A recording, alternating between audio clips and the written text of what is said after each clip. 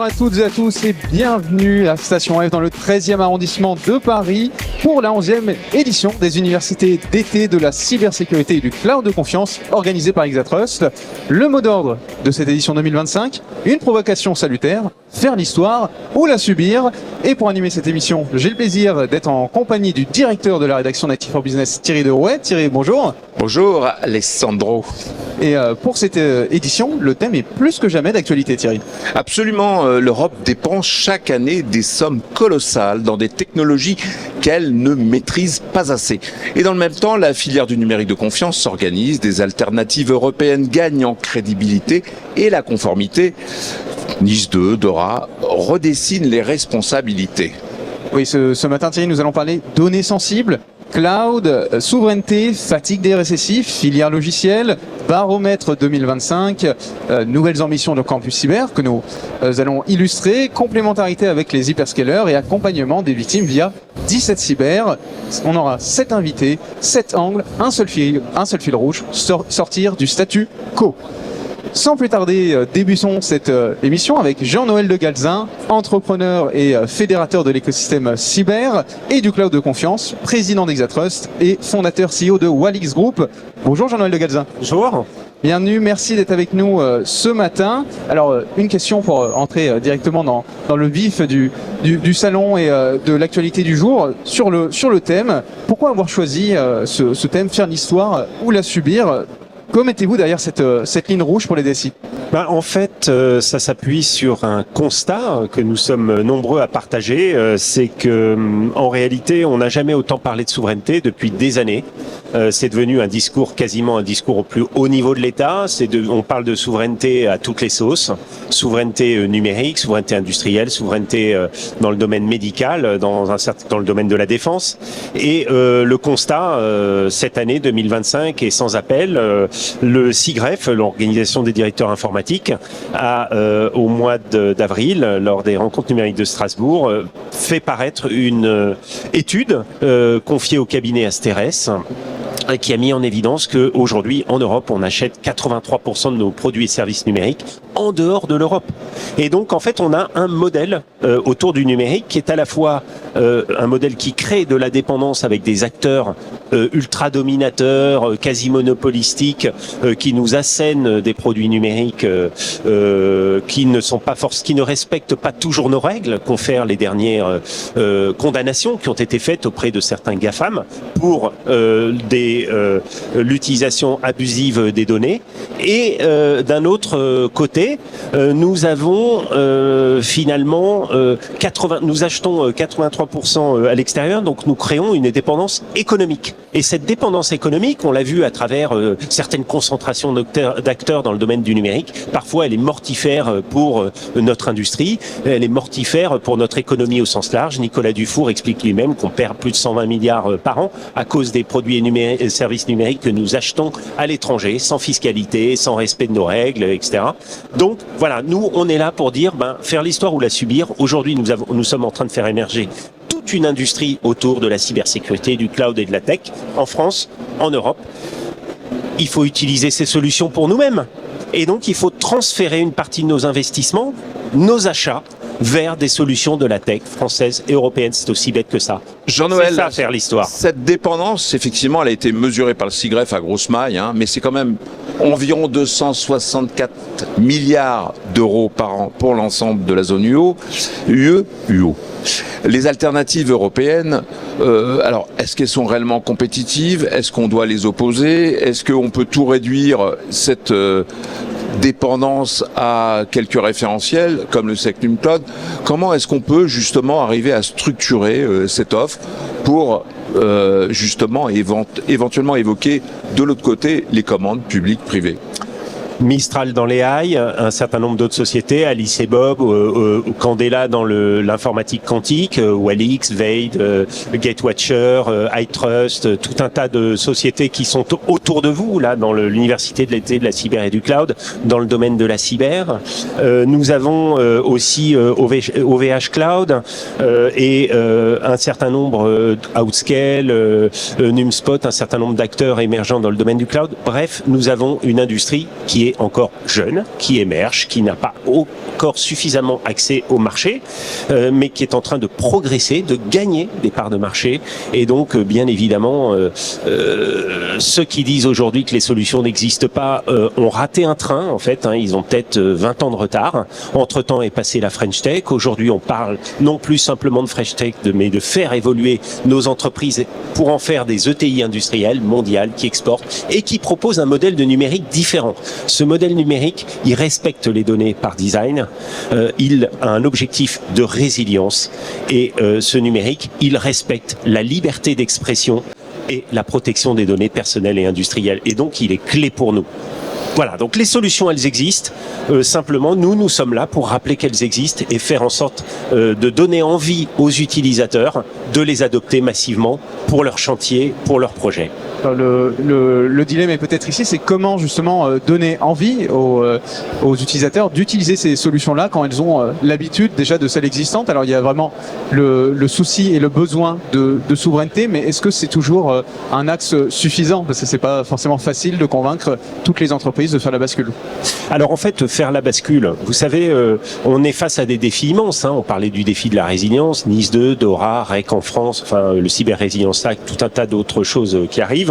On a aussi un défi, ce qui est celui du réarmement, faire face à un risque de guerre et donc faire en sorte d'être aligné entre notre industrie du numérique et les besoins de l'industrie traditionnelle ou de la défense. On a aussi tout un certain nombre de chantiers, on le voit avec la DINUM en ce moment, on le voit avec l'ANSSI, on le voit avec dans tout un tas de domaines. On a besoin de numérique en permanence. Donc il y a un défi qui est de créer de nouveaux chantiers, de nouveaux projets en s'appuyant sur ces solutions numériques. Ça, c'est quelque chose que l'on peut faire puisque les solutions existent et il suffit de regarder comment les belles histoires qui fleurissent au quotidien. Toutes nos entreprises ont parfois des milliers. Moi, je suis moi-même à la tête d'une ETI qui a aujourd'hui 3500 clients dans le domaine de la cyber dans 90 pays. Donc, il existe aujourd'hui nous sommes un certain nombre de sociétés qui sommes en train de devenir des champions industriels, des champions dans notre domaine, les utiliser massivement. Et vous avez raison, il y a un chantier qui est aussi le renouvellement ou le remplacement et éviter les risques de dépendance avec quelques acteurs monopolistiques parce que quand on dépend d'un seul fournisseur, on est souvent perdant. Jean-Noël, c'est bien beau tout ce discours. Il n'en demeure pas moins que aujourd'hui, notamment dans le domaine de la cyber, il y a 840 acteurs environ, voilà, qui ne détiennent que 20% du marché européen. La problématique, c'est que quand des champions européens émergent, ils peuvent se faire racheter par des fonds de pension américains. Donc la fragilité demeure toujours la même chose, la dépendance à l'argent, c'est-à-dire quand on parle de souveraineté, on a oublié de dire souveraineté, c'est aussi la souveraineté du capital. Oui, alors il est vrai qu'on ne peut pas évoquer la souveraineté sans parler du capital des entreprises, de l'endroit où elles se situent, où elles produisent, où elles font de la R&D, où elles vendent. Je dirais que notre capitalisme ne consiste pas à tout faire nous-mêmes. Voilà, donc c'est là où notre Vincent Strudel le rappelait tout à l'heure de manière très juste, très raisonnable. Nous avons besoin des autres et nous avons besoin d'associer des investisseurs dans les tours de table, des investisseurs américains avec des investisseurs français, des investisseurs européens et des investisseurs qui viennent des pays arabes pour construire comme le font nos multinationales, le capitalisme du CAC 40. Je crois qu'on ne possède qu'aux alentours de 38-40% du capital de notre CAC 40. Des entreprises comme Accor, par exemple, seulement 2% du capital de l'entreprise est détenu par des acteurs français. Donc en revanche, nous produisons en France, nous faisons vivre des ingénieurs français et nous développons notre savoir-faire en France, nous développons notre capacité à construire des chaînes de valeur et tout ça, on le fera avec nos propres moyens financiers, mais aussi avec les moyens financiers des autres qui viendront l'investir à nos côtés, en partenariat. Alors c'est quoi la solution justement pour essayer de rééquilibrer un peu tout ça, parce que c'est notamment on citait l'étude de SIGREF. L'étude du SIGREF avait simplement posé une petite idée, c'est celle de dire si seulement 15% de l'ensemble de la commande était opérée auprès d'entreprises françaises, on arriverait à créer des emplois, de la dynamique de marché. Et pour vous, la solution elle repose là-dessus? Je pense qu'en tous les cas, de manière concrète, si on a fait le calcul, et effectivement, si on réalloue 15% de nos investissements dans la tech aujourd'hui, ces investissements étant faits en dehors de l'Europe, si on les réalloue sur des entreprises françaises, des entreprises européennes, on crée 690 milliards d'euros de marché nouveaux dans les 10 prochaines années, qui constituent un vrai tremplin pour nos entreprises. Et il sera plus facile d'attirer des investisseurs si notre marché grandit et si nous arrivons à convaincre de plus en plus de clients. Donc quelque part, j'ai envie de vous dire, il faut être pragmatique, il faut travailler avec toutes les bonnes volontés qui veulent travailler ensemble pour co-construire, s'unir pour gagner, c'est la devise d'Exatrust. Et ensuite, on a été capable de construire le Rafale, on a été capable de construire une autonomie énergétique autour du nucléaire, on a été capable de construire le TGV, des formidables réussites. Et je crois là encore que dans le numérique, nous avons aujourd'hui parmi les pépites qui se développent ou parmi les jeunes ingénieurs qui vont arriver et créer leur start-up, nous avons les champions de demain. Il faut que nous croyions en nous et que nous nous fassions confiance. Alors Jean-Noël De Galzen, une dernière question en quelques mots. Un message au DSI, quel message vous souhaiteriez faire passer pour expliquer comment réduire au maximum la dépendance au cours des 12 prochains mois? J'ai envie de leur dire chiche, cap ou pas cap pour la souveraineté. Et j'ai envie de vous dire, lorsqu'on est entrepreneur et qu'on crée une entreprise dans notre domaine, on est dans un domaine de l'innovation, notre but, c'est pas la souveraineté. Notre but, c'est l'innovation. Et c'est ensuite d'être capable de travailler pour des utilisateurs. Ensuite, la particularité, c'est que nous avons fait le choix, nous avons un différenciateur, et c'est ça que j'ai envie de dire au DSI et au RSSI, nous avons un différenciateur, nous sommes européens, nous privilégions le modèle numérique européen, et nous sommes des challengers, donc nous sommes là pour convaincre que nous savons faire les choses comme les attendent nos RSSI, nos DSI. Donc, chiche, travaillons ensemble, co-construisons, faisons des success stories ensemble. Eh bien, chiche, ce sera le mot de la fin de cette interview. Merci beaucoup. Merci Jean-Noël De Galzen d'être venu sur notre plateau. Alors Thierry, pour faire l'histoire, il faut exiger des femmes et des hommes qui tiennent la distance. Justement, comment vont les RSSI et comment gère-t-on la pression entre menaces et conformité? C'est la question à laquelle nous allons répondre avec Alain Bouillet qui arrive avec nous sur le plateau, qu'on accueille maintenant. C'est le porte-voix de la communauté RSSI et le délégué général du CESIN. Alain Bouillet, bonjour. Bonjour. Bonjour, et je devrais même dire joyeux anniversaire. Oui. Maintenant, oui. Tout le monde va le savoir. Tout le monde le sait, mince. Bon. Comme ça, vous aurez encore plus de messages d'anniversaire aujourd'hui et l'année prochaine. Alors, on dit pas le chiffre. On dit pas le chiffre, c'est secret. Mais pour fêter ça, nous allons parler souveraineté. Et première question que je souhaite vous poser, Alain. Nous assistons désormais, on en a parlé, à 50 nuances de souveraineté. Où trace-t-on la frontière entre dépendance acceptable et les données à sanctuariser? Alors en fait, je crois que ces questions de souveraineté, elles ont considérablement évolué depuis le mois de novembre dernier. Depuis que les États-Unis sont dotés d'un nouveau président qui change les règles à peu près toutes les 24 heures, c'est sûr que ces questions de souveraineté, on les associait jusqu'à novembre dernier à données sensibles. Grosso modo, on disait, voilà, si les données sont sensibles, il faut les protéger contre les lois extraterritoriales étrangères, mais bon, évidemment, on pensait bien aux lois extraterritoriales américaines. Depuis le mois de novembre, la question qui se pose, c'est plus de savoir si les États-Unis vont, enfin les GAFAM en tout cas, vont fouiller dans nos affaires. On sait qu'ils le font, mais c'est pas, voilà. C'est pas la fin du monde. La fin du monde, c'est que peut-être que pour certaines situations particulières, je pense au Danemark avec le Groenland par exemple, on pourrait imaginer que les États-Unis coupent le robinet des GAFAM. Et là, c'est plus du tout. La question de souveraineté et de dépendance prend tout son sel, je dirais, puisqu'on n'est plus du tout en train de se dire il faut protéger les données sensibles. Si, il faut continuer de les protéger. Mais la question est, notre dépendance, aujourd'hui, elle est pour toutes les données, elle est pour l'ensemble des systèmes d'information.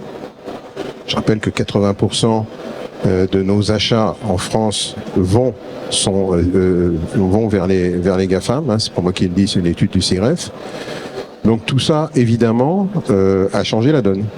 Et on parle plus de souveraineté dans les mêmes termes. Le spectre lié à la souveraineté s'est élargi. Il y a bien plus de données, de méfiance aussi. On est passé d'alliés à partenaires finalement avec les États-Unis. Oui, alors je crois que la question n'est pas de dire on va demain matin switcher et passer vers des solutions européennes et abandonner complètement les solutions américaines. Et je pense que les Américains, les fournisseurs américains, ils savent, enfin je parle au point de vue cybersécurité, ils entendent ce discours. Où, en effet, il fut un temps quand même assez récent, et même encore maintenant, où le ciblage, le choix était presque connu d'avance. On allait acheter la solution qui était en haut à droite du Gartner, et qui était souvent une solution américaine. Là, il va falloir qu'on, collectivement, y compris avec les fournisseurs américains, qu'on accepte une certaine forme de diversité, des rééquilibrages. Hein. Je rappelle que si les solutions américaines sont aussi développées, c'est parce que les Américains les ont achetées. Donc il faudrait peut-être aussi que les Européens achètent des solutions européennes. Donc si on recible, je dirais, d'une manière, même sur un pouillème de pourcentage, hein, les calculs tournent autour de 15%. S'il fallait que, effectivement, on augmente les achats significativement pour des solutions européennes, ça changerait toute la donne, je dirais, en termes de montant, en termes d'investissement potentiel pour les entreprises ensuite. Encore une fois, on n'est pas en train de dire il faut switcher. Les Américains restent des alliés jusqu'à preuve du contraire. Ils ont une avance technologique indéniable. Faut pas le nier. Mais par contre, se donner un peu de souffle et se donner un peu comment dirais-je, de rééquilibrage. Je pense que pour le coup, Trump est le meilleur ambassadeur en la matière. Alors Alain Bouillet, justement, vous avez participé à votre propre université d'été récemment avec bon nombre de RSSI. Alors y a-t-il des engagements justement de leur part? Parce qu'on l'a souvent entendu de la part des fournisseurs de solutions, ils veulent pas de subventions, ce qu'ils veulent c'est des contrats. Alors, est-ce qu'il y a cette fameuse prise de conscience, des engagements comment est-ce que vous, en tant que porte-parole du CESA, vous arrivez à mieux flécher ou mieux accompagner les RSSI, justement, qui voudraient basculer sur ces solutions et comment mieux s'y retrouver? Parce que c'est peut-être aussi la clé, connaître son marché. C'est peut-être ça qui est utile. Tout à fait. Tout à fait. Et alors, il y a deux choses qu'on a envisagé de faire. Et en particulier, une des opérations se fera avec Exatrust. Ça tombe bien. La première, c'est de dire, finalement, on n'arrête pas de dire qu'en matière de cybersécurité, on a ce qu'il faut en France, en Europe. Eh ben, montrons-le. Alors, des catalogues, il y en a de partout. Des radars, enfin j'en ai quelques dizaines sur mon bureau. Le point commun de tous ces catalogues, c'est qu'ils sont incomplets. C'est-à-dire qu'ils représentent ici les startups, là la confiance numérique, là les membres d'un club. Mais finalement, le catalogue du Made in France en cyber, on ne l'a pas. Donc on va essayer de faire ça avec nos amis d'Exatrust. Je pense qu'effectivement la complémentarité entre ceux qui vendent des produits Exatrust et ceux qui sont susceptibles de les acheter, le CESA, on pourrait faire quelque chose d'intelligent ensemble. Et puis la deuxième chose, on parle d'un indice de souveraineté, un indice de résilience plutôt numérique, mais la cyber dans cet indice-là risque d'être un petit peu noyée. Donc nous, ce qu'on va faire, c'est, encore une fois, 1800 membres, 800 entités représentées, tous les secteurs d'activité sont là, des collectivités locales jusqu'aux hôpitaux en passant par les grands groupes. On a fait le compte, on a 95% du SBF 120. Bref, on pense qu'on est un tout petit peu représentatif, eh bien, on va poser la question à nos membres du pourcentage de solutions. On peut le faire dans les deux sens, hein, pourcentage de solutions étrangères ou pourcentage de solutions françaises, pour voir où on en est. Parce qu'en fait, tous ces sujets-là, on est aujourd'hui dans les incantations. On parle beaucoup de gens ont retourné leur veste sur ces sujets de souveraineté. Mais on ne sait pas de quoi on parle, ni en termes de solutions. Quelles sont les solutions? Qu'est-ce que ça couvre? Est-ce qu'il y a des trous dans la raquette? Est-ce qu'il y a des investissements nécessaires à faire? Si quelqu'un est capable de me le dire, je prends. Mais aujourd'hui, j'ai pas l'impression que l'information est disponible. Et quelle est la situation? Alors évidemment, la situation en termes de pourcentage de solutions françaises, elle va pas être la même dans une administration, dans un grand groupe international ou dans une PME. Et du coup, comme on est capable de triturer les données de nos membres, on va être, j'espère, en capacité de sortir en avant-première, un indice qui sera celui de la cybersécurité. Donc un indicateur. Alors, autre sujet, c'est celui de vos membres, les RSSI. On parle souvent de la fatigabilité des RSSI, avec aujourd'hui le besoin on vient de le rappeler, d'outiller mieux, français, européens, de mutualiser, de déléguer, de soulager sur cette charge qui pèsent. Est-ce qu'il faut les maintenir en éveil? Comment? On dit toujours il faut savoir lustrer le poil du chien pour qu'il brille au loin et avoir une santé apparente.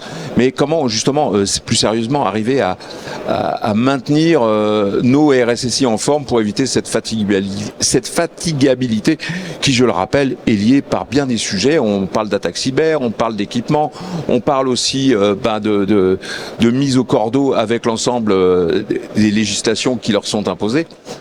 Ça, c'est un sujet important. Oui, alors c'est important. Je vais pas me lancer dans un grand monologue autour du stress du RSSI. On a fait plein d'études là-dessus. C'est vrai que c'est une profession un peu particulière. C'est une des rares professions où vous luttez en permanence contre des ennemis invisibles que vous ne connaissez pas, que peut-être d'ailleurs ne seront jamais rattrapés par les forces de l'ordre.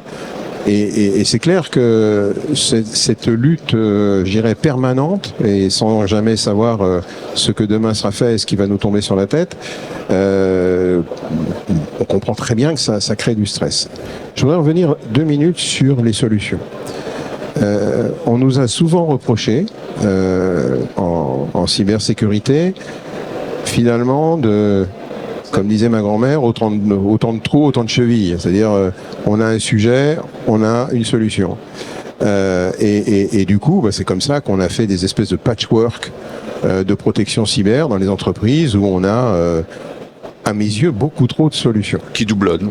Peut-être pas qui doublonnent, mais enfin en tout cas qui ont du mal à fonctionner ensemble et à être efficaces. Donc du coup, il faut rationaliser, il faut architecturer. Enfin, ça c'est enfoncer des portes ouvertes que de dire ça. Mais ce qu'on voit apparaître sur le marché, c'est le piège dans lequel sont tombés les DSI il y a une quinzaine d'années, à savoir la plateformisation. C'est-à-dire, j'achète tout chez le même fournisseur, c'est pratique, il s'occupe des joints, il s'occupe de faire marcher tout ça ensemble. Ouais, mais une fois que vous êtes pieds et poings liés à un seul fournisseur... On revient sur les dépendances. On revient sur ces questions de dépendance. Et du coup, la cyber, aujourd'hui, on est bien content d'avoir, en effet, des solutions peut-être un peu disjointes, mais qu'il est extrêmement facile de changer. Je ne prendrai qu'un seul exemple. Au début de la guerre avec la Russie et l'Ukraine, on nous a incidemment recommandé de se séparer d'un logiciel antivirus russe. 80% des membres du CESIN à l'époque qui étaient équipés de ce logiciel-là ont décommissionné la solution en quelques semaines chrono. Vous n'allez pas demander la même chose et ça va pas être possible du côté des DSI avec une suite bureautique. Donc ça veut dire qu'en cyber on a une certaine agilité qu'il faut conserver. Bien évidemment, il faut regarder les plateformes, il faut industrialiser tout ça. Mais je pense que le rôle aussi du RSSI, c'est d'avoir de bien peser, et pour le coup, on est mieux placé que personne pour analyser les risques, hein, mais il faut analyser les risques de cette extrême plateformisation, hein, quand on voit les rachats récents qui font que finalement vous allez avoir un fournisseur qui va pratiquement pouvoir tout vous fournir. Une fois que vous êtes prisonnier de ce fournisseur, il va pouvoir pratiquer les tarifs qu'il veut. En tout cas, c'est le conseil, vous, que vous donnez et qu'il faut écouter dorénavant pour essayer de se départir de l'ensemble de ces dépendances. Merci Alain Bouillet, merci d'être venu sur notre plateau et puis on suivra au cours de l'année toutes les activités du Césin qui va continuer, j'imagine, de publier d'autres études et de bien nous informer sur ces sujets. Merci de m'avoir reçu. Merci. Alors Thierry, on va passer désormais du terrain au structurant. La filière logiciels et solutions numériques de confiance a désormais un comité stratégique de filière. Ça y est, on va accueillir son président, un industriel du cloud, un artisan du contrat de filière signé au printemps. Michel Paulin pilote la mise en musique des priorités nationales. Bonjour Michel Paulin. Bonjour, merci d'être avec nous sur notre plateau. Alors, première question pour entrer directement dans le vif du sujet. Pourquoi notre pays a attendu 2025 pour reconnaître cette filière, votre filière, et que change ce statut désormais ? Alors écoutez, la question, je ne peux pas vous répondre pourquoi, parce que je pense que c'est une erreur. Je pense que le numérique, c'est au cœur des vies des personnes, des individus, des citoyens, c'est au cœur des entreprises, c'est au cœur aussi des enjeux économiques. Et donc, j'ai envie de dire qu'il était regrettable que ça prenne autant de temps. On voit que des pays comme, bien sûr, les États-Unis et la Chine l'ont mis depuis des décennies au cœur de leur stratégie à la fois politique, géopolitique et industrielle, mais d'autres pays beaucoup plus petits, comme la Taïwan, comme la Corée, comme le Canada, comme Israël, l'ont mis vraiment aujourd'hui comme des priorités depuis maintenant plus de 20 ans. Donc d'une certaine façon, il vaut mieux que jamais, et nous en sommes ravis, et c'est pour ça que cette filière aujourd'hui a l'ambition, avec l'ensemble des écosystèmes. Alors qu'est-ce que ça veut dire les écosystèmes ? C'est-à-dire bien entendu les acteurs de la filière, mais aussi les clients, les donneurs d'ordre, les clients des clients, parce que souvent c'est du B2B, mais également donc les utilisateurs, mais également tout ce qui est institution. Là, vous aviez le Césin avec le SIGREF, et bien entendu tout le pouvoir politique de définir une vision cohérente de ce que nous pensons être aujourd'hui un moyen de faire en sorte que, pour le bénéfice de la société et pour le bénéfice des clients, nous puissions avoir une filière. Donc moi je représente la filière du logiciel, du cloud, du quantique, de l'IA et du métavers, d'acteurs français qui soient capables d'offrir des solutions performantes, innovantes, et qui vont non seulement créer des emplois, vont être capables d'investir. On investit quand même 6 milliards, hein, c'est une filière qui fait 25 milliards d'euros de chiffre d'affaires, 6 milliards de R&D, et qui vont aussi garantir une forme de souveraineté. Parce que on voit bien que, en ce moment, avec le défi géopolitique, que la souveraineté est devenue un enjeu extrêmement critique pour les entreprises et pour les États. Donc Michel Paulin, quand même. Alors ce CSF, c'est un levier ou un nouveau machin quand vous entendez? Alors, c'est toujours le risque que ce soit un nouveau machin, je suis tout à fait d'accord. Alors, les filières ont un statut un petit peu particulier, puisque aujourd'hui, vous avez la filière du luxe, vous avez la filière de l'aéronautique, donc c'est une institution qui est aujourd'hui normalisée, entre guillemets, par l'État, même si moi je représente les acteurs. Et donc, oui, ça risque d'être un machin. C'est pour ça qu'on a signé un contrat. Donc on a aujourd'hui un plan d'action qui est signé avec l'État, dans lequel on a essayé de définir des plusieurs axes, ministères, pour être précis. avec 3 ministères, pour essayer de définir des axes d'action concrètes, certaines à court terme, certains à moyen terme, pour essayer de faire changer les choses. Pourquoi ? Parce que aujourd'hui la situation est préoccupante. Ça a été dit, je crois, dans les deux intervenants, le fameux rapport du SIGREF, 86% de la commande aujourd'hui des grandes entreprises dans le domaine du SaaS et du cloud se fait 83%, pardon, se fait auprès des acteurs américains. Il reste 17% pour tous les autres. Oui, et 264 milliards que Donald Trump, visiblement, n'a pas pris en considération. Alors, vous les avez évoqués, ces 5 chantiers. Oui. Chantiers. Comment est-ce que justement vous allez les animer, les structurer et faire que j'arrête de vous poser cette question sur le machin, ouais, et que ça ait réellement de l'impact? Ah, ça, c'est toute la question, effectivement, de l'animation. Et c'est pour ça qu'on y met beaucoup d'énergie. Voilà, hier, on a fait un événement avec la Direction Générale des Entreprises. Sur l'open source? Sur l'open source et sur la contribution dans le cloud des composants d'open source. Et donc il y avait autour de la table, il y avait la DINUM, il y avait tous les acteurs, les institutions publiques, mais également les représentants des clients et les représentants des fournisseurs pour voir qu'est-ce qu'ils faisaient aujourd'hui, qu'est-ce qui manquait concrètement en termes d'offres, en termes de normalisation, en termes de certification pour être capable de déclencher 1%, 2%, 5%, 10% d'achats. Est-ce que tous nos politiques ont compris, par exemple, ce que c'est que l'open source? Parce que j'ai entendu dire qu'à un moment donné, dans certains sérails ministériels, on parlait de quelque chose qui serait quelque part ésotérique. Alors, je sais pas, je ne pense pas aujourd'hui, j'en conviens, et je vais être un petit peu agressif, je ne pense pas aujourd'hui que et pourtant il y avait la présence de Philippe Latombe qui est certainement l'exception, c'est qu'aujourd'hui, si vous prenez le personnel politique, c'est pas un personnel qui est très éduqué sur les domaines du numérique. Peut-être un peu sur les domaines du réseau social, parce qu'ils les utilisent très souvent, mais en genre sur les enjeux du numérique, quand on compare par rapport à un certain nombre de pays, c'est clair qu'ils le sont peu et c'est regrettable. Et donc, à ce titre, quand vous rentrez dans des sujets un peu plus techniques comme l'open source, et après, comme on pourrait discuter de ce que c'est que l'open source, c'est tellement de variantes. Parce qu'on utilise des mots parfois comme un numérique. Voilà, exactement. On s'égare un peu. Voilà, tout à fait. Alors, comme un numérique, moi, c'est un mot que je ne comprends pas, donc on pourrait en discuter, qui pour moi n'a aucun sens. Mais, et donc oui, je pense qu'aujourd'hui, il y a malheureusement, et je crois que c'est ça le plus important, toute une pédagogie, et d'ailleurs nous essayons, nous, dans le cadre de la filière, d'éduquer, de former, d'informer, mais aussi de mettre des mots précis sur des concepts qui sont souvent des concepts vaseux qui permettent de masquer la réalité. L'exemple de bien commun, par exemple, est pour moi un exemple très profond d'un marketing vaseux qui fait qu'on masque la réalité de ce qui se passe, et donc de permettre cette appropriation par l'ensemble de toutes les parties prenantes des enjeux. Et c'est vrai que c'est compliqué. Et je dois reconnaître que souvent, les informaticiens, les gens de la tech ont aussi utilisé parfois un jargon pour masquer leurs propres faiblesses et aussi pour faire en sorte qu'on ne s'occupe pas de leurs oignons.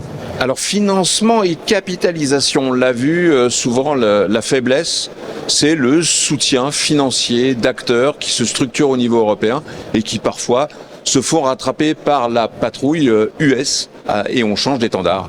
Comment y remédier ? Alors, je pense que vous avez tout à fait raison. Je relativiserai un tout petit peu ce que vous dites parce que je pense que dans ce qui est seed et ce qui est venture, depuis 10 ans, la France... Ça s'est développé. Ça s'est énormément développé. Et aujourd'hui, les startups, on est dans cette situation le démarrage, on n'a pas de problème. Voilà. L'incubation, on n'a pas de problème. Exactement. Le sujet, c'est le scale. Ouais. Le sujet, c'est le scale. Dès qu'il faut passer au-dessus de 100 millions d'investissements, 100 millions de fonds propres, là, on a un problème parce qu'il n'y a pas les structures de capital risque, de venture, qui sont européennes, qui sont capables de maîtriser. Et donc on le voit d'ailleurs, c'est un des risques, c'est que tous les fleurons qui ont besoin de 300 millions d'euros de fonds propres pour continuer à se développer, et quand même qui est le moteur de la guerre, à un moment, pour devenir international, pour pouvoir continuer à développer, il faut avoir des fonds propres. Et bien malheureusement, ils passent sous un parapluie américain pour des questions financières. Donc on a un vrai enjeu structurel, mais ça va très loin, parce que ça veut dire qu'il faut des fonds de pension, donc on peut pas dire que ce soit à la mode en ce moment, voilà, et ça veut dire qu'il faut aussi rétablir le rôle de l'État, le rôle des assureurs, le rôle de l'assurance vie, le rôle de la liquidité versus l'investissement à moyen terme et à long terme. Donc il y a vraiment comment l'épargne publique va être orientée. Donc aujourd'hui, c'est des vrais enjeux qui sont complexes. Je ne pense pas malheureusement que l'instabilité politique et d'une certaine façon l'irrationalité aujourd'hui économique que nous avons dans le débat politique va aider à ce genre de choses. Donc je suis assez pessimiste, même si nous essayons, nous dans la filière, de militer pour qu'il y ait des prises de position claires pour dire attention, il y a des fleurons qui risquent de partir. Et on a surtout un grand besoin d'Europe. Ah oui, clairement. Moi, c'est pour ça que quand je disais c'était européen, c'était pas uniquement français. Justement, sur ce sujet de l'Europe, comment se coordonner, éviter la fragmentation ? Ah, c'est un vrai sujet. C'est un vrai sujet. Il faut pas se leurrer. L'Europe est fragmentée. L'Europe n'est pas unie. Donc, comme le disait Vincent, c'est pas parce qu'on a raison qu'il ne faut pas convaincre. Donc là, il y a un vrai enjeu. C'est pour ça qu'on fait aussi des efforts. Alors, dans le cadre de la filière et au-delà de la filière, pour essayer de structurer des points dans lesquels il y a un consensus. Et la notion de consensus en ce moment, Dieu sait que c'est important. Un consensus dans lequel les acteurs et une majorité d'acteurs, européens sont d'accord sur les certain de choses. Alors c'est vrai que d'une certaine façon, ce qui est en train de se passer aux États-Unis a permis de faire bouger des lignes par rapport à une attitude. Moi, ça fait 7 ans, 8 ans que je milite pour la souveraineté. On peut dire que, comme le disait l'un des intervenants, il y a 8 ans, on était quand même un peu seul dans le désert. Là, il y a beaucoup de choses qui sont en train de changer parce que les choses évoluent beaucoup. Néanmoins, il y a un énorme travail de concentration, donc défragmentation. Il faut arrêter de fragmenter ces sujets-là pour identifier les priorités, être très concret, et pas essayer de tout régler en même temps et de faire qu'on soit discipliné dans l'exécution. Oui, et l'exécution, elle doit s'opérer dans le bon cadre. On prend un exemple, le UCS, avec notre référentiel SecNumCloud 3.2, exceptionnel, mais visiblement, il ne fait pas tout à fait l'unanimité. C'était une discussion au sein de l'ENISA, donc discussion technique. On voit aujourd'hui, c'est des enjeux économiques et géopolitiques.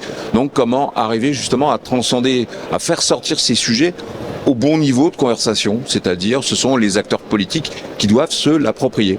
Je pense que malheureusement la situation politique de la France montre que nous avons un manque de leadership.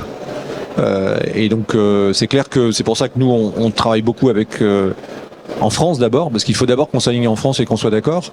SecNumCloud est déjà un débat, on l'a vu dans les tables rondes. Donc si vous n'êtes pas à l'aise avec SecNumCloud en France, comment voulez-vous après être capable de l'exporter vis-à-vis des Estoniens? On a des acteurs français maintenant qui s'adaptent aux problématiques d'autres pays. Hein. Si vous voulez aller conquérir l'Allemagne, vous prenez le référentiel allemand C5 et donc c'est aussi à la filière d'être résiliente à son tour. Tout à fait. Mais en revanche, j'ai juste qu'une chose, c'est que nous pensons qu'il est important d'y arriver à homogénéiser et défragmenter. Pourquoi ? Parce que quand vous êtes un acteur un peu plus petit, et c'est vrai que la filière a des acteurs plus petits, faire A5, CJ, de faire tous les certifications et les référentiels et de payer pour ça, parce que c'est un investissement pour avoir un coût, c'est fatigant, c'est plus compliqué. Il vaut mieux unifier. C'est une prime au dominant, c'est une prime au gros.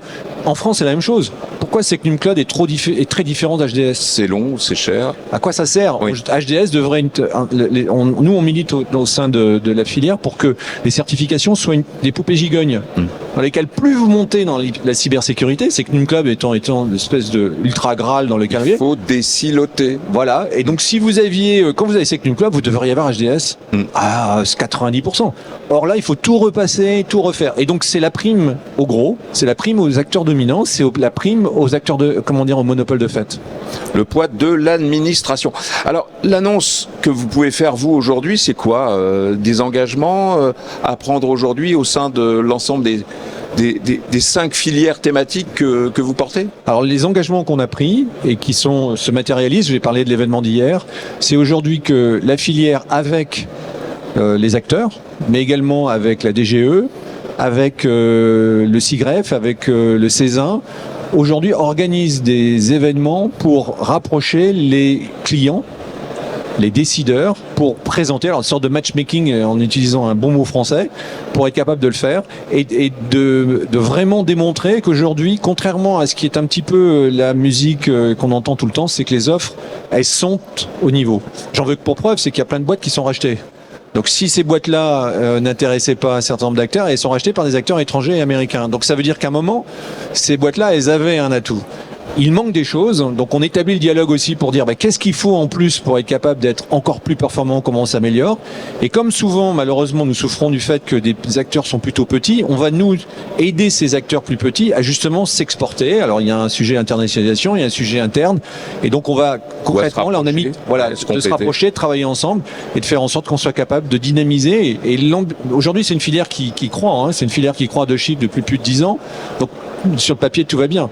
Mais le marché mondial, il croît à 14. Nous, on évolue entre, on va dire, 10 et 13. Donc, pour gagner des parts de marché, il faut gagner les 5-6% de plus. Conclusion, il faut encore aller plus vite. Exactement, accélérer. Travailler, coordonner, sensibiliser, ce sera les mots de la fin. Merci Michel Paulin. Non, merci à vous. Merci beaucoup. Sur le plateau. Merci. Alors Thierry, pour continuer cette émission, on va accueillir Clément Perrault, qui est partenaire chez EY France et qui a réalisé un baromètre qui est sorti ce matin. C'est un baromètre de la souveraineté numérique 2025 qui a été réalisé par EY France. C'est tout chaud, ça sort, voilà, Si de l'imprimerie. Ceux qui sont présents ont pu l'avoir tout de suite. Bonjour Clément Perrault. Bonjour. Bonjour, merci d'être avec nous ce matin. Alors, dites-nous en plus sur ce baromètre. Pourquoi a-t-il été réalisé et surtout, qu'est-ce qui en ressort ? Alors c'est la deuxième édition de ce baromètre, il avait déjà été réalisé l'année dernière. L'objectif c'est d'avoir un peu un état des lieux de la situation sur la souveraineté numérique avec la perception, pas des acheteurs mais plutôt des décideurs, donc côté RSSI, DSI, que ce soit sur du secteur privé ou du secteur public, et de voir un peu la tendance actuelle pour intégrer ça dans la suite des travaux réalisés par Exatrust et tout l'écosystème qui travaille à la souveraineté numérique. Justement, pour ce baromètre, c'est une centaine de DSI RSSI, c'est ça, qui ont été... Tout à fait, oui. Une centaine de interrogés. répondants, 75% côté secteur public, 25% secteur privé. Alors, petite question, c'est cette notion de souveraineté. Est-ce que c'est quelque chose qui est correctement défini? Parce que nous, on le voit, alors de manière un peu excessive, on parle de 50 nuances de souveraineté, mais on a l'impression que le sujet se décline selon les humeurs et les acteurs. Alors c'est vrai que c'est un sujet compliqué et je pense que c'est toujours difficile d'avoir une adhésion sur la définition précise de la souveraineté. Je pense que ça fera partie à mon avis des prochaines questions sur les prochaines éditions du baromètre pour être sûr que tout le monde est bien raccord. Mais là en l'occurrence, je pense qu'aujourd'hui au sein de l'UECC, ça fait un peu consensus sur le fait qu'il faut avoir des acteurs français, européens, qui soient moteurs et qui permettent d'avoir une certaine indépendance sur les activités qui sont réalisées sur le numérique. Ou en tout cas qu'il soit on va dire, apte à piloter l'intégralité. Je rappelle que si le temps n'appartient qu'à Dieu, la souveraineté n'appartient qu'à l'État. Donc c'est un vaste sujet. Alors quels sont les chiffres importants qui ressortent de votre étude ? Alors, en premier lieu, ce qu'on peut souligner et ce qui nous intéresse vraiment en tant qu'adhérent Exatrust et pour la promotion de la souveraineté des acteurs du cloud et de la cybersécurité, c'est que une majorité des personnes qu'on a interrogées connaissent Exatrust et c'est ce qu'on constate aussi au quotidien dans nos démarches commerciales. Exatrust a fait son trou, ça fait quand même 11 ans que les UECC existent, ça fait beaucoup d'années, beaucoup de temps passé et ça porte ses fruits. Donc, la reconnaissance d'un acteur national qui promeut la souveraineté numérique, ça c'est important. Oui, et qui apporte des solutions. On pourrait parler d'un mot d'Exadiag. Exadiag, Exasearch, etc.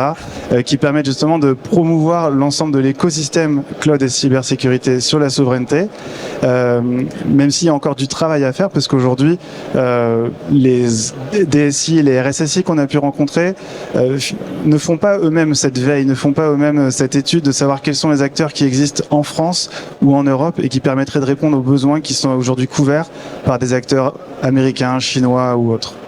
Par contre, dans les personnes que vous avez interrogées, il y a quand même une certaine notion, une sensibilisation à la souveraineté, puisqu'une organisation sur deux a refusé une solution IT ou l'a écartée, du moins pour des raisons de souveraineté. Donc, est-ce que la moitié du travail de sensibilisation est déjà fait, ou il y a encore du chemin à parcourir? Alors, il commence à y avoir une conscience, en particulier sur le secteur public évidemment, et on espère que la future transcription de NIS 2, qui devrait arriver bientôt maintenant, permettra de continuer à égayer cette curiosité et cette conscience sur le fait d'aller sur de la souveraineté. Malheureusement, il y a des contraintes légales qui font qu'on ne peut pas promouvoir non plus la souveraineté au-dessus du reste. Et donc, il faut aussi s'assurer que les acteurs souverains vont être en capacité à proposer des solutions qui soient du même niveau, voire au-dessus de ce qui est proposé par ailleurs. Mais le chemin, ça commence à progresser. Ouais. Justement, on parlait de conformité. Quel est le regard des répondants sur ces notions? Est-ce qu'ils y voient un frein, une accélération, une opportunité? Les RSSI et les DSI qui ont répondu à cette étude, qu'en pensent-ils?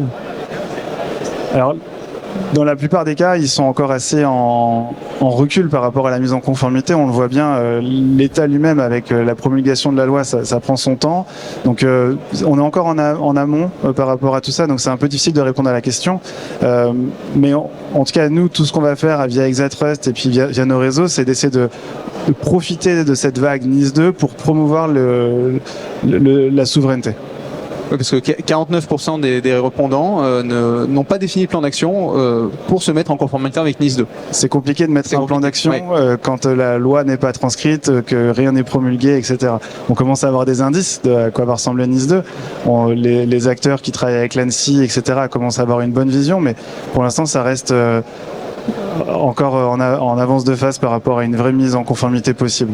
Oui, et avec des moyens qui forcément ne sont pas toujours alignés, puisqu'on le rappelle, avec NIS 2, il y aura nettement plus d'acteurs qui devront être encadré, vérifié par notamment l'ANSSI. Et manque de chance, il y a quelques travaux qui sont sortis notamment de la Cour des comptes et qui démontrent que ça va forcément poser un problème d'embouteillage. Alors, sur les risques liés aux nouvelles technologies, vous avez posé des questions. Qu'est-ce qu'il en ressort ?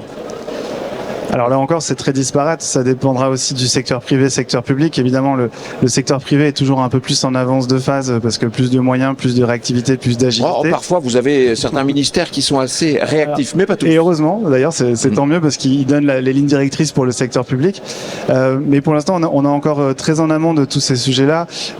Sur la partie adoption de l'IA, on a encore beaucoup de sujets, beaucoup de questions de la part de nos clients sur comment on sécurise cette boîte noire, comment on fait en sorte que ça n'a pas d'impact et comment on peut faire confiance. On en parlait ce matin dans des conférences, ils en parlaient sur comment s'assurer que Nvidia, quand ils vont fournir des puces GPU, il n'y aura pas des backdoors qui vont partir, qui vont transférer les données, ou comment on va s'assurer que Nvidia va délivrer Mistral en France plutôt que les acteurs d'IA qui sont en Amérique. Et là-dessus, la réponse, ça tient en plusieurs mots. C'est notamment, on l'a évoqué précédemment, c'est l'open source et des solutions existent aujourd'hui pour essayer de bypasser ou en tout cas de compléter l'offre d'NVIDIA d'un point de vue, il faut le rappeler, matériel, mais aussi logiciel, puisque quelque part la force de NVIDIA repose sur CUDA. Alors, dans cette vision de sensibilisation à la cybersécurité, de résilience, de réponse à incidents, quelles sont les réponses que vous avez obtenues aux questions que vous avez posées ? Alors, on a essayé de regarder déjà parce que sur la partie sensibilisation, par exemple, il y a de plus en plus d'acteurs en France qui proposent des services innovants, des activités, que ça soit sensibilisation ou formation, parce qu'on a quelques membres au niveau d'Exatrust qui fournissent ce type de service. On a essayé de voir comment ils étaient connus par rapport aux acteurs américains ou internationaux, et ça commence à faire son trou. Les acteurs commencent à être de plus en plus mobilisés, sollicités, parce qu'ils sont acculturés à la France et qu'ils répondent mieux aux problématiques des acteurs en France que d'autres acteurs internationaux. Si on doit résumer l'étude et le baromètre en 3 points, Clément Perrault, qu'est-ce que vous diriez ? On pourra dire que les acteurs, que ce soit public ou privé, prennent conscience de plus en plus de l'importance de la souveraineté, que l'environnement géopolitique, que l'environnement réglementaire, normatif va normalement pousser vers une prise de conscience de plus en plus importante, mais qu'il y a aussi encore un travail à faire du côté des acteurs qui fournissent des services, donc tous les membres de l'Exatrust, etc., pour se faire de plus en plus connaître. Il faut aussi participer à l'exercice, on ne peut pas tout faire reposer sur Exatrust. Et aussi pour répondre à toutes ces interrogations que les grandes entreprises se posent toujours, de la réputation de l'acteur, de sa scalabilité, de sa résistance financière, etc., qui sont encore aujourd'hui des freins sur les grands comptes pour l'adoption des solutions souveraines dans la plupart des cas. Sur ces questions de souveraineté, donc on avance, mais petit à petit, parce que vous avez fait donc l'édition également du baromètre l'année précédente. Quelle évolution on distingue entre les deux ? Est-ce que on va vers le bon chemin finalement ? Alors Exatrust avait fait l'édition sans nous l'année dernière, mais on sent quand même déjà une reconnaissance de plus en plus forte d'Exatrust, une prise de conscience quand même des acteurs sur l'importance de la souveraineté grâce à l'environnement géopolitique, aux différentes décisions à l'international, mais aussi au cadre normatif qui évolue. Clément Perrault, le baromètre de la souveraineté numérique 2025 par EY France pour Exatrust.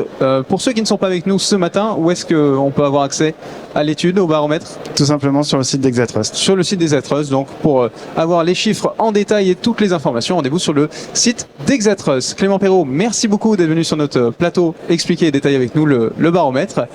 Merci à vous. Merci beaucoup. Alors Thierry, on passe maintenant des chiffres au terrain d'expérimentation, et ce qui manque souvent, ce sont des standards communs et des projets concrets. Et pour cela, nous partons en direction du lab du campus cyber et nous accueillons sur le plateau Gaël Musquet, hacker éthique et pédagogue. Bonjour Gaël Musquet. Bonjour.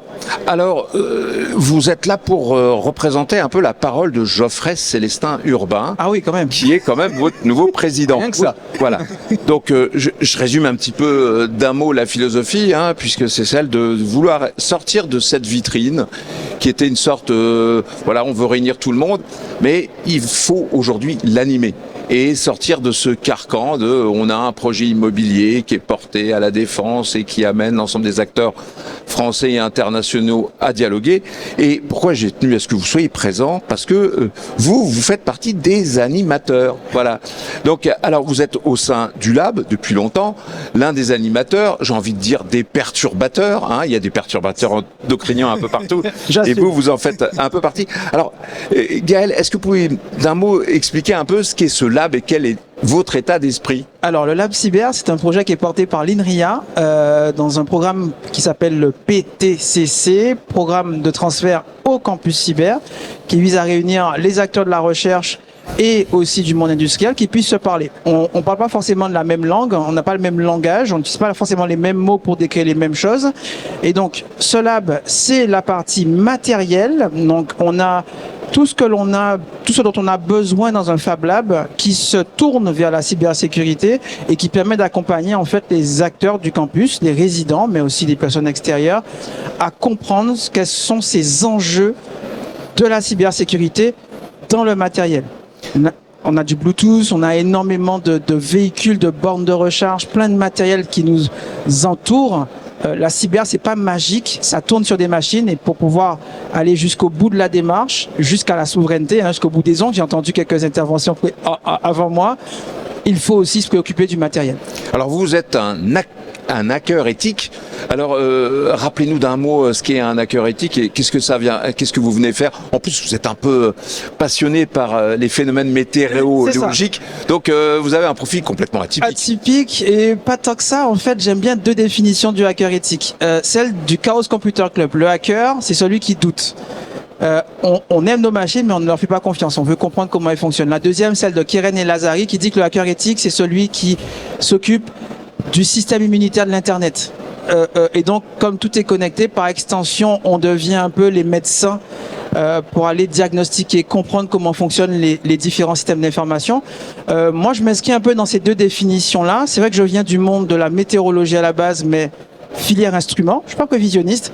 Moi, mon métier, ce que j'ai appris à faire, c'est fabriquer des capteurs, l'embarquer. On parlait pas encore d'IoT, d'Internet des objets. Et donc, c'est naturellement que j'ai pu transposer mes compétences dans les systèmes embarqués au service de la cybersécurité parce que souvent, après les tornades, après des ouragans, on se retrouve sans connexion, sans électricité, ce qui est quand même un des piliers de la cybersécurité, c'est quand même la disponibilité. Il faut que les systèmes tournent. Et donc, c'est naturellement que je me suis tourné vers cette filière. Donc, on le voit bien, c'est un enjeu de compréhension. On dit souvent qu'il faut beaucoup de moyens pour comprendre justement cette cybersécurité. Et vous, justement, vous défendez ce point de vue en disant, mais non, pas grand-chose. Ce qu'il faut, c'est beaucoup de curiosité, c'est ça? C'est ça, je suis un enfant qu'on a fait rêver. Là, je reviens, j'ai laissé ma vingtaine d'étudiants dans une école en train de monter et démonter des PC qui ont 5 à 10 ans. Ce sont des déchets électroniques aujourd'hui qu'ils montent et qu'ils démontent. La semaine dernière, mes étudiants, j'ai 25 étudiants au Pôle Léonard de Vinci, ont passé leur semaine. C'est un cours de computer science. Donc, premier cours, pour comprendre les computers, on va en fabriquer. On va fabriquer ces ordinateurs, on va les démonter, les remonter, installer Linux, installer FreeBSD, des logiciels libres pour pouvoir comprendre déjà comment ils fonctionnent. Là, en termes de sensibilisation, on est à 5 à 10 ans, démonter des PC, installer des OS, on est dedans. Oui, exactement. C'est les lacunes que je retrouve souvent, même chez mes clients. C'est qu'on a beaucoup d'ingénieurs, beaucoup de techniciens, beaucoup d'entreprises qui ne maîtrisent pas les sous-jacents physiques et techniques des machines qu'ils utilisent. Et je reprends et je transforme une métaphore, c'est si vous occupez pas de vos machines, si vous occupez pas du hardware, c'est lui qui s'occupera de vous. Parce que ces machines, si on ne comprend pas comment elles sont fabriquées, si on ne comprend pas où elles sont fabriquées, enjeu géopolitique majeur, l'élection de Donald Trump nous le rappelle, les mouvements actuels en Chine nous le rappellent, les travaux sur RISC-V, qui est une architecture de processeur, nous le rappellent aussi sur l'Inde. La Russie aussi s'est tournée vers cette architecture pour pouvoir contourner les restrictions américaines et d'autres puissances.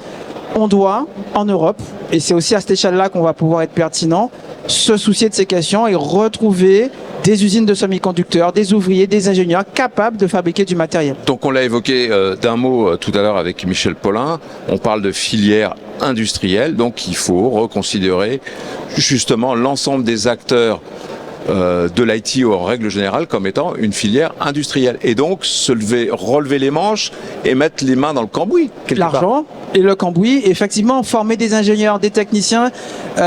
Aujourd'hui, c'est un peu ce que je fais, j'ai 45 ans. J'ai réalisé tous mes rêves d'enfant, moi. Et depuis la vous semaine... êtes resté enfant, quelque part. Si, complètement. Ouais. Je suis resté l'enfant qui continue à dire pourquoi. Et ces jeunes que j'ai aujourd'hui dans mes cours, vous pouvez pas imaginer à quel point ils apprécient un peu ce retour en arrière de je démonte une machine, je l'ouvre, je regarde comment elle a été construite, comment elle fonctionne, et arriver à faire rêver ses enfants en les voyant installer Linux, FreeBSD, OpenBSD sur ces machines, c'est juste magique pour moi parce que je retrouve un peu ce que je faisais quand j'étais ado, mais en même temps, ils découvrent que ce qu'ils ont dans les mains, leur téléphone, les satellites au-dessus de leur tête, ces microcontrôleurs, c'est pas magique. Et qu'on aura besoin de gens comme eux pour pouvoir reconstruire ces usines qu'on a détruites, malheureusement. Donc Gaël, vous rappelez le mot magique aussi qui est celui de l'appropriation. Alors on l'a vu, on a un problème d'acculturation globale au niveau de l'ensemble de nos politiques. Est-ce qu'il faut leur faire des ateliers de démontage, remontage d'un PC? C'est ce que je fais toutes les 2 semaines au Campus Cyber. Vous êtes tous les bienvenus. J'ai créé un show. C'est du stand-up et en même temps du Fab Lab. C'est le Hacking Show. On prend une thématique matérielle, on y associe la cyber. Donc j'ai parlé de spatial, j'ai parlé de Raspberry Pi, d'Arduino, de Bluetooth, du Flipper Zero qui a tant fait parler. Je prends le matériel, je le sors du lab, je le ramène à la cantine. Pas en amphi, pas dans une salle de conférence, à la cantine. Parce qu'on est en France et qu'on a un art de vivre à la française et que à table, on parle d'amour, on parle de paix, on se dispute, on parle de politique et c'est important pour moi de mettre ce lab cyber très technique, matériel, au cœur de ce moment de disponibilité qu'ont les résidents du campus sur l'heure du midi. Alors c'est quoi vos sujets d'actualité en ce moment? Les chargeurs de véhicules, je pensais qu'ils avaient fait le boulot, mais en fait non.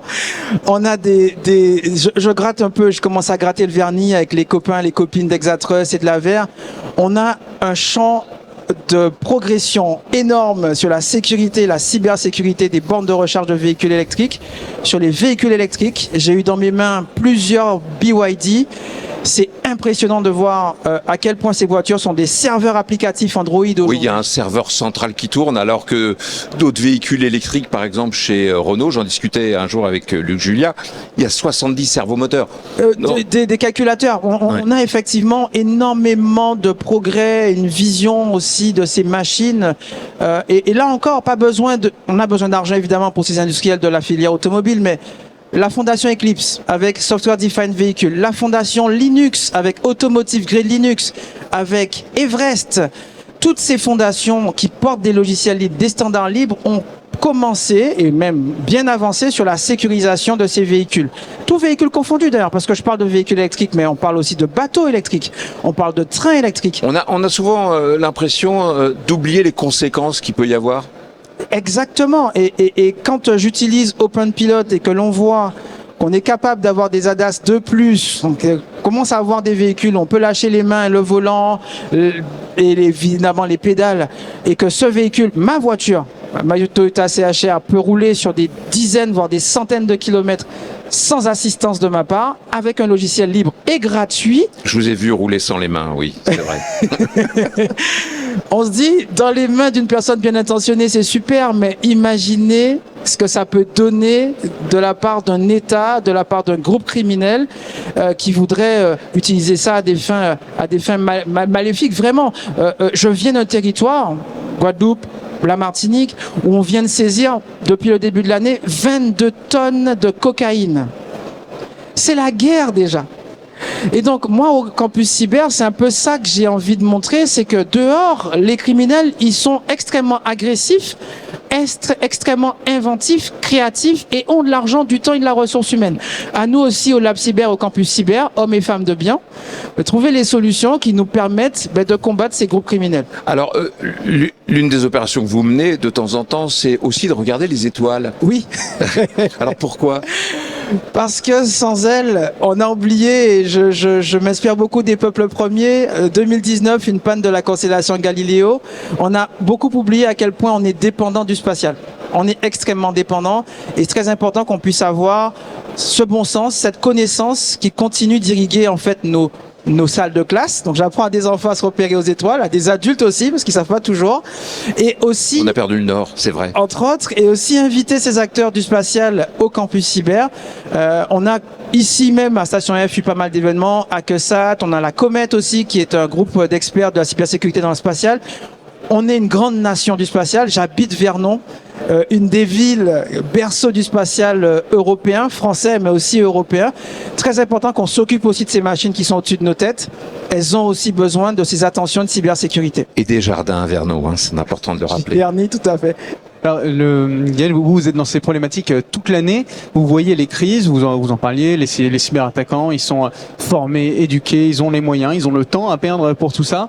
Quel retour d'expérience et quel conseil vous donnerez au DSI maintenant en 2025 pour se protéger le mieux possible? Alors, je vais parler à mon humble niveau au campus cyber de ce que j'ai pu voir avec 62 enfants que j'ai eu en stage, troisième, seconde, stage d'école d'ingénieur.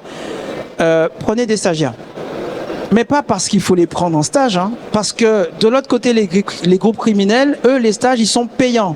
C'est-à-dire que vous avez aujourd'hui des jeunes qui ont du mal à trouver des stages en troisième, en seconde, en année d'école d'ingénieur, alors qu'ils ont envie de faire le bien, ces enfants, et de se former.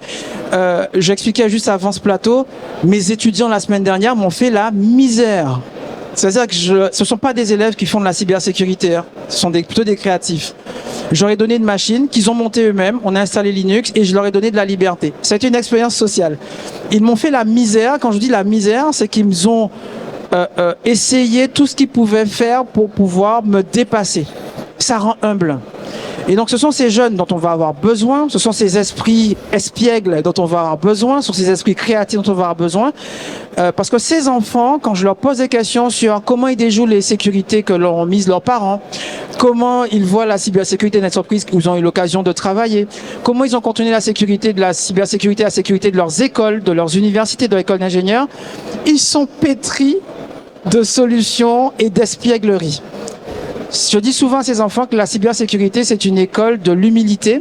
Et en mélangeant au mois de juin des élèves de seconde, des élèves de troisième et des élèves d'école d'ingénieurs, voir que ces élèves d'école d'ingénieurs sont challengés par leurs petits frères, par leurs petites sœurs de troisième, ça me permet d'avoir l'état d'esprit dont j'ai besoin pour ces DSI.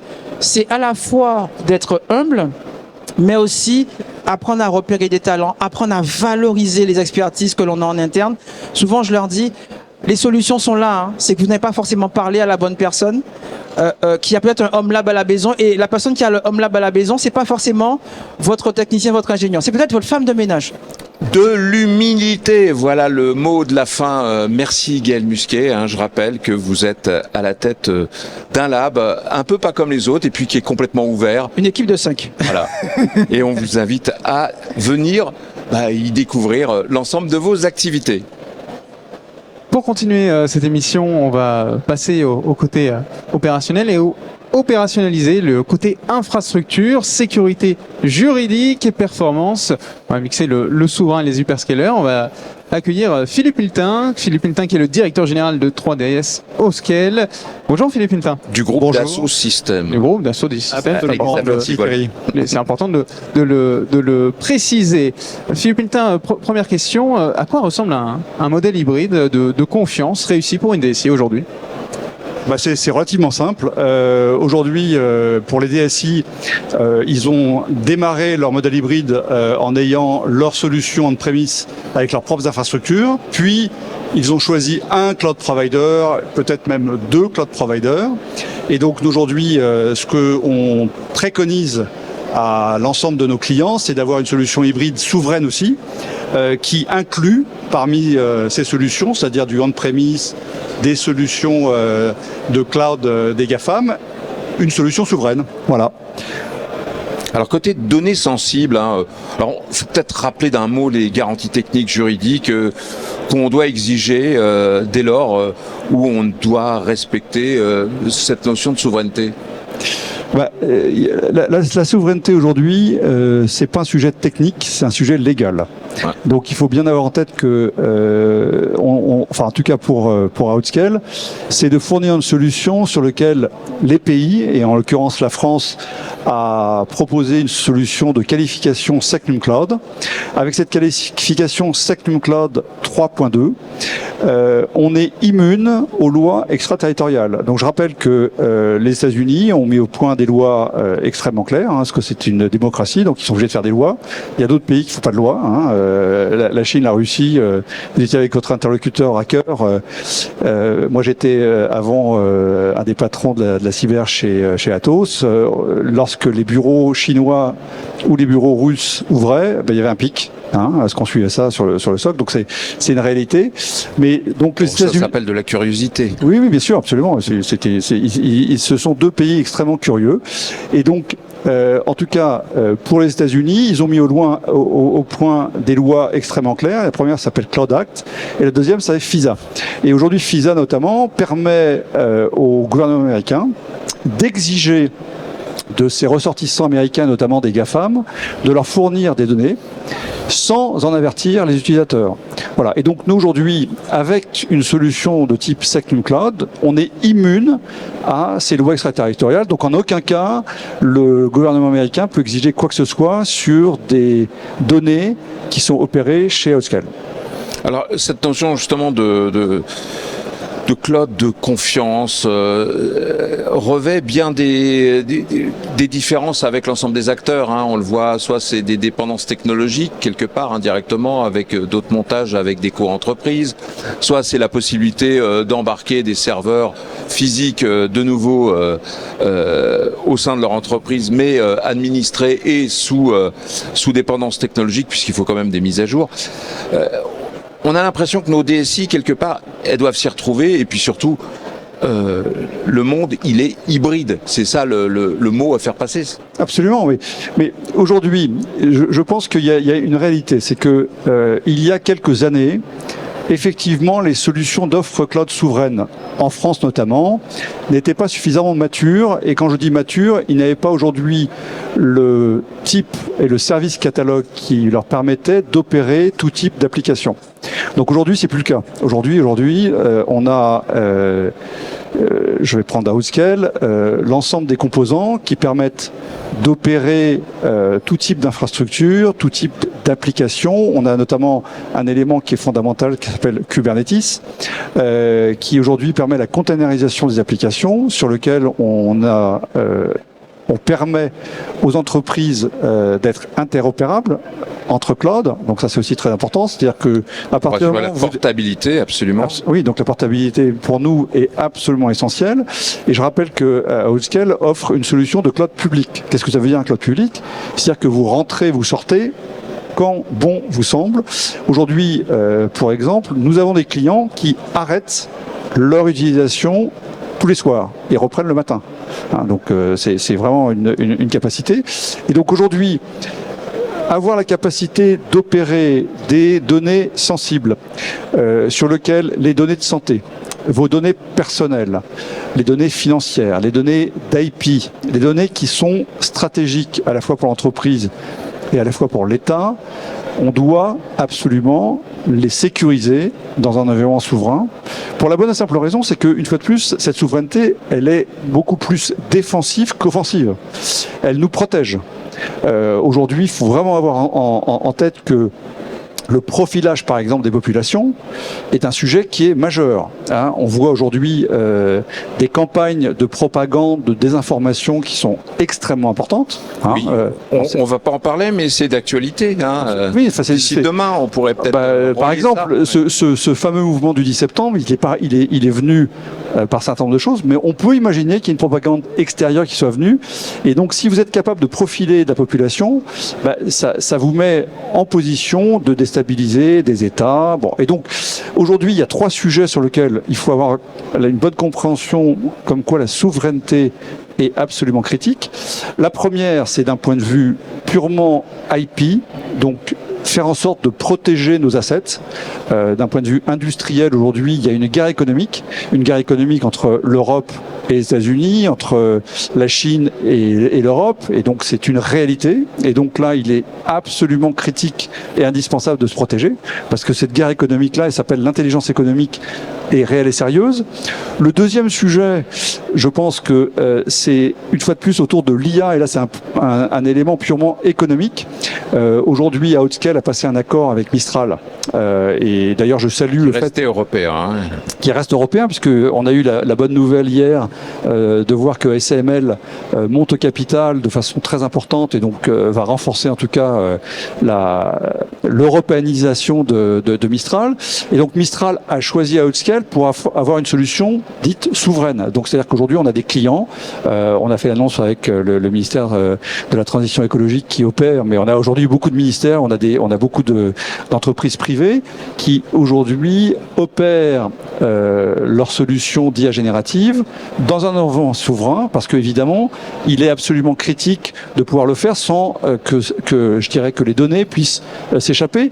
Pour une raison simple, c'est qu'une fois de plus, on est dans un environnement là, économique très important. Vous entendez des dizaines et des centaines de milliards d'investissements sur lesquels il va falloir évidemment pouvoir être en mesure de les rembourser. Et donc, l'élément fondamental de tout ça, c'est la donnée. Et donc la donnée aujourd'hui, on peut la monétiser, on peut donc faire en sorte que ceux qui souhaitent l'utiliser puissent l'acheter, mais en aucun cas la récupérer de façon gratuite. Donc ça c'est le deuxième élément, et donc d'un point de vue économique, c'est extrêmement important de maîtriser ces données et si on le souhaite, les vendre pour pouvoir les utiliser. Et puis le troisième, c'est effectivement le profilage des populations, parce que là il y a des enjeux sociaux, économiques, politiques sur lesquels on doit se protéger. Et quand vous évoquez le ministère de la Transition écologique, d'un mot, le côté de l'IA frugale est aussi un sujet que vous portez. Absolument, ça c'est en tout cas les fondamentaux d'Outscale, je dirais d'un cloud provider, c'est de fournir le meilleur de la technologie, la sécurité, la durabilité aussi, mais aussi le fait d'avoir une efficacité énergétique la plus probante possible, parce que évidemment c'est un sujet sur lequel on est entendu. Et d'ailleurs on démontre que pour des clients, là ça c'est pas de la souveraineté, c'est l'utilisation du cloud. Des clients qui opèrent dans un mode cloud sont aujourd'hui beaucoup plus efficients d'un point de vue énergétique qu'avec leur propre infrastructure. Eh bien, merci d'être venu avec nous pour Philippe Hiltin pour cette interview et pour. Je rappelle que vous êtes le directeur général de 3DS Outscale du groupe Dassault Systèmes. Merci messieurs, bonne journée. Merci de même. Et Thierry, pour terminer cette émission en direct des universités d'été, on a le plaisir d'accueillir Jérôme Notin, qui est l'artisan du réflexe 17 Cyber. Jérôme Notin, bonjour, bienvenue. Bonjour. Merci d'être avec nous ce matin. Alors, première question sur les menaces. On en a parlé tout au long de la matinée. C'est dans les têtes de tout le monde. Les menaces en 2025, quelles sont celles qui touchent vraiment les citoyens, les PME? On parle de fraude, de ransomware, de deepfake. Elles sont multiples. Qu'est-ce que vous voyez arriver, vous, en premier? On échangeait tout à l'heure sur la table ronde justement sur les menaces. Les menaces en tant que telles n'ont pas forcément évolué. C'est plus le mode opératoire. Après, il y a une certaine diffusion quand même. C'est ce qu'on avait noté dans notre rapport d'activité. Historiquement, il y avait plusieurs menaces qui trustaient les premières places. Aujourd'hui, les petites menaces, typiquement le cyberharcèlement à destination des élus, c'est quelque chose qui était complètement faible. Bon, je ne veux pas faire de jugement de valeur, on avait très peu. L'année dernière, on a vu une augmentation importante. Donc voilà, le bas de menaces en termes de nombre, je ne parle pas en termes d'impact, en termes de nombre, remonte un petit peu. Donc on a une diffusion. Et après, par exemple, pour les entreprises, depuis la mise en place du 17 Cyber, alors peut-être parce que il y a une volonté en fait des chefs d'entreprise de déposer plainte, et ils peuvent le faire beaucoup plus facilement avec le 17 Cyber, mais typiquement les faux virements, on a une remontée proportionnellement par rapport aux autres assez importante. Alors, justement, on va revenir d'un mot sur le 17 cyber parce que j'ai eu du mal à voir des gens qui comprennent autour de moi ce qu'était le 17 cyber. Alors, bon, comme on va avoir un sujet de budget prochainement, il faudrait quand même y mettre un peu plus de moyens, non? Parce que si je comprends bien, la prévention routière, j'ai entendu un chiffre, c'est 20 millions d'euros tous les ans. Boire ou conduire, il faut le choisir. Ça, je pense que le message est passé. Mais comment est-ce qu'on fait pour justement arriver à impulser la connaissance du 17 cyber un peu mieux qu'elle ne l'est aujourd'hui? On rêve effectivement de pouvoir faire des campagnes de prévention sur le même modèle que la sécurité routière.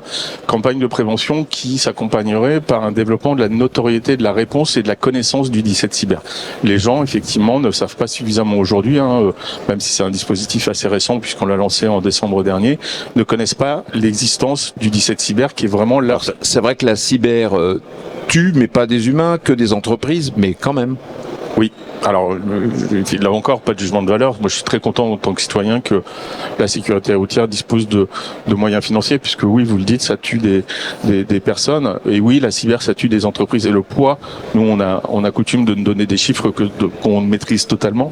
Donc, je suis en totale incapacité de vous donner le poids économique de la cybercriminalité en France, en Europe et dans le monde, mais il est majeur. Et d'investir quelques millions d'euros dans la prévention, c'est fondamental, c'est clé, et on protégerait le tissu économique national. On a nos amis britanniques qui ont une doctrine qui est Active Cyber Defense, c'est-à-dire qu'ils disent on doit être un peu mieux protégés collectivement, nous Britanniques, que les Français, que les Espagnols, pour déporter la menace.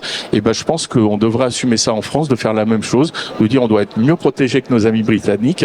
Et si on fait ça collectivement, eh bien par itération, chaque pays, c'est une doctrine, ça reste assez théorique, mais chaque pays va être mieux protégé. On va rendre plus difficile les attaques sur les populations nationales, les entreprises nationales et les collectivités. Donc mais pour justement y aller par capillarité, c'est-à-dire protéger les États, il faut aussi protéger chez nous les régions, les départements. Comment est-ce qu'on arrive à diffuser cette culture justement d'accompagnement? Alors 17 cyber, c'est effectivement quand c'est trop tard.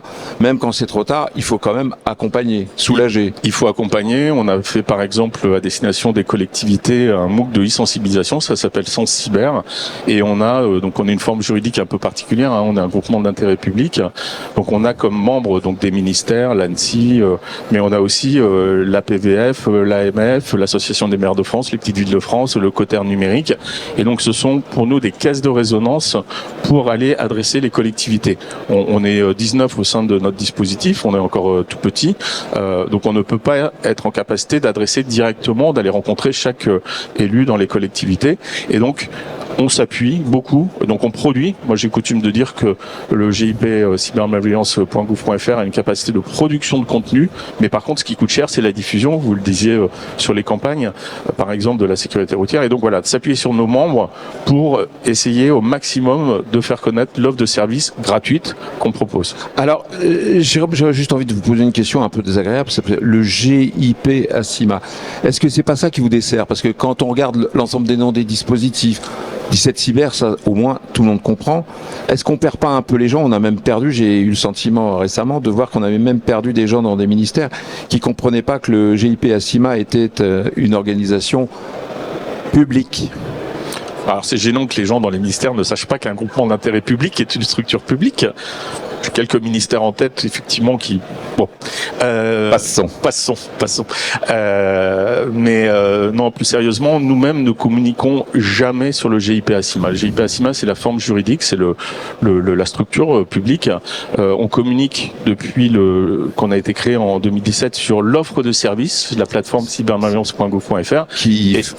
Excusez-moi, mais qui a des records d'audience extraordinaires. Malheureusement, peut-être, effectivement. Et puis, depuis le 17 décembre dernier, après donc beaucoup de travaux avec le ministère de l'Intérieur, un peu de flou politique, comme on est aujourd'hui. Je sais pas, vous vous souvenez, l'année dernière, on était en attente de ministres qui pouvaient être en capacité. C'est marrant, c'est presque un running gag cette histoire. Les années se ressemblent. Voilà, oui. Et donc voilà, depuis le 17 décembre dernier, on a lancé le 17 cyber, donc on essaye, nous, avec nos faibles moyens, de faire connaître la plateforme, le guichet unique, qui permet pour l'ensemble des citoyens, des entreprises et des collectivités de faire connaître, d'assister quand on est victime. Alors d'un mot, cette assistance, elle consiste en quoi? C'est bien de le rappeler. Eh bien, on va sur 17cyber.gouv.fr, on se voit poser quelques questions. La première étant, est-ce que vous êtes un particulier, une entreprise ou une collectivité? Là, on va poser un diagnostic entre PME victime de rançon logiciel, collectivité dont le site web a été défiguré ou particulier victime d'une fraude à la réparation informatique. À partir de là, on va donner des conseils. Historiquement, pour les menaces qui sont techniques, on va proposer une mise en relation avec des prestataires de proximité. On a 1200 prestataires référencés. On a créé un label également avec les FED, les syndicats des professionnels de l'informatique. Et puis la nouveauté, c'est avec le 17 Cyber, on propose une mise en relation 24 heures sur 24, 7 jours sur 7 par chat avec un policier et un gendarme. Et une évolution qu'on prévoit dans les semaines qui arrivent, c'est d'intégrer des CSIRT. On a 2 CSIRT territoriaux, donc Nouvelle-Aquitaine et Occitanie, qui ont signé notre convention qu'on leur proposait justement pour intégrer l'offre de services d'assistance téléphonique au 17 Cyber. Donc il faut continuer de mailler justement cette cyberassistance et peut-être d'un vœu pieux, comme ça de temps en temps il faut en sortir, espérer qu'il y ait un peu plus de moyens. Et je rappelle quand même que votre action a été célébrée par la Cour des comptes, parce qu'il y a beaucoup de reprises. Ouais, absolument 2 années consécutives, enfin non, plusieurs années consécutives si je dis pas de bêtises, et surtout marquer le fait qu'il y a des gens chez vous avec énormément d'énergie qui viennent vous épauler au quotidien. Et voilà, donc il faut faire parler du 17 Cyber auprès de l'ensemble des acteurs économiques. Merci beaucoup Jérôme Notin d'être présent avec nous. Je rappelle que vous êtes le directeur général du fameux GIP ACIMA, plus connu sous le nom de cybermalveillance.fr, mais moi j'ai décidé de vous appeler 17 Cyber. Qu'est-ce que c'est plus pratique? C'est parfait.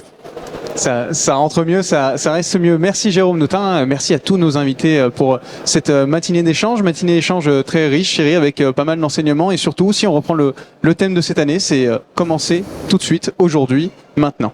Oui, il faut essayer de ne plus être acteur passif. Mais on le voit, depuis le temps qu'on parle de souveraineté, je pense que le réveil a eu lieu, comme le rappelait justement Jérôme, mais pas pour les mêmes raisons, depuis le mois de décembre dernier, au mois de novembre dernier, avec l'arrivée de Donald Trump, qui effectivement, de rôle d'allié est devenu un rôle de partenaire un peu particulier et caricatural. Et donc, arriver à mesurer nos dépendances numériques, trouver des moyens alternatives de pouvoir trouver des solutions au sein même de la France, de l'UE, et puis peut-être aussi changer les règles. Et on a commencé à voir dans l'actualité qu'enfin on allait peut-être reconnaître le fait de pouvoir changer celle de la préférence communautaire.